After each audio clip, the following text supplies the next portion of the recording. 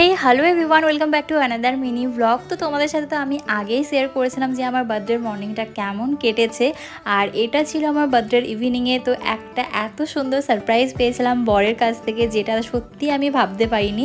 প্রতিবার ও সারপ্রাইজ দেওয়ার আগে আমি কোনো না কোনোভাবে বুঝতে পেরে যাই, কিন্তু এবার আমি এটা সত্যি বুঝতে পারিনি। ও আগে থেকেই প্ল্যান করেছি আর ও আগে থেকে সমস্ত ডেকোরেশনের জন্য বলে রেখেছিল। আর এই সুন্দর কেকটা নিয়ে এসেছিলো শ্রেয়ার থেকে।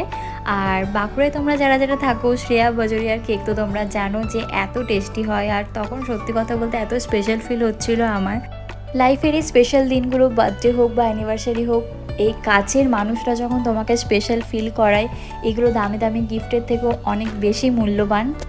তো সেদিন ইভিনিংটা তো ভীষণ সুন্দর কেটেছিল আমাদের। আর ডিনারে ছিল প্রচুর অপশন, এখন আর মনেও নেই আমি কী কী খেয়েছি। আর সেদিন অনন্তর এক ফ্রেন্ড দুর্গাপুরে, ওর সাথে দেখা করতে এসেছিলো। আর আমার বার্থডে ড্রেসটা কেমন লাগছে তোমরা অবশ্যই কমেন্টে জানিও। আর নেক্সট মর্নিং আমরা রেডি হয়ে গেছিলাম ব্রেকফাস্টের জন্য। ব্রেকফাস্টটা আমার সব থেকে পছন্দের। আর ওখানে গিয়ে আমি প্রচুর অপশান পাই ভালো ভালো, যেটা আমি ব্রেকফাস্টটা ভালোভাবে খেতে পারি। বাকি ডিনার লাঞ্চ আমি ভালোভাবে খেতে পারি না। ব্রেকফাস্টে দারুণ লাগে আমার, সত্যি কথা বলতে। তো আমি তো অনেক নিয়ে নিয়েছিলাম ব্রেকফাস্টে খাবার, পেট ভরে খেয়ে নিয়েছিলাম। আমার তো লাঞ্চের টাইমও খেতে পাইনি। তো তারপর রেডি হয়ে বেরিয়ে গেলাম। বার্থডে তো হয়ে গেল, চলো এবার বার্থডের গিফট কী নিয়েছিলাম তোমাদের সাথে শেয়ার করি। বার্থডে গিফট নেওয়ার কথাতে আমি তো ডান্স করতে শুরু করে দিয়েছিলাম। তো আমরা পৌঁছে গেলাম ওখানে দুর্গাপুরে ক্যারেট লেন।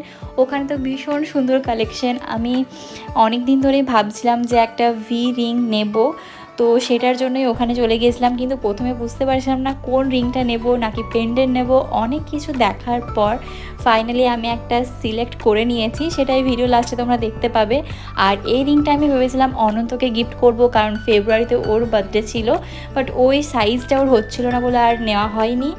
আর ফাইনালি আমি এই রিংটা নিয়েছিলাম। কেমন লাগছে তোমরা অবশ্যই জানিও। ওখানে তো প্রতিটা কালেকশান আমার ভীষণই সুন্দর লেগেছে। নেক্সট টাইমের জন্য আগে থেকেই ভেবে রেখেছি যে কি নেব নেক্সট টাইম গেলে। তো ওখান থেকে আমরা বেরিয়ে একটু ঘোরাঘুরি করলাম, সাথে আমার পছন্দের আইসক্রিম খেলাম। তারপর চলে গেলাম আমরা লাঞ্চ করতে।